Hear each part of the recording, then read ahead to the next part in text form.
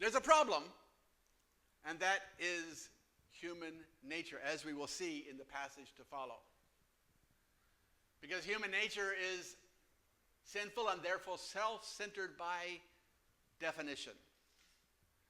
And so, even though we desire to do what is good, even though we are commanded to act in love and kindness and compassion and forgiveness and generosity, even though all these things are anticipated of every person who is a believer, still there is the sinful nature that exists, where eventually one person takes advantage of another.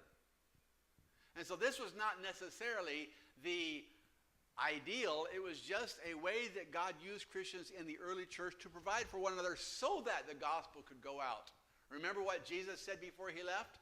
In Acts chapter 1, you will be witnesses unto me, both in Jerusalem, which is where this takes place, and then throughout Judea, where they had to eventually began being persecuted and spreading out, and then Samaria, where Philip eventually went, and then to the uttermost parts of the world, where Paul and Barnabas, and then later Paul and Silas, carried the message of the gospel. And so Jesus said, you were going to be my witnesses in Jerusalem, and lots of people are going to come to Christ. And this sharing, this mutual sacrifice, was to facilitate that goal of people growing in their faith, rapidly growing in their faith, and in their knowledge of the word, and in their fellowship and love for one another, so that they could go out and be faithful and be encouraged in their faith when they suffered persecution later on.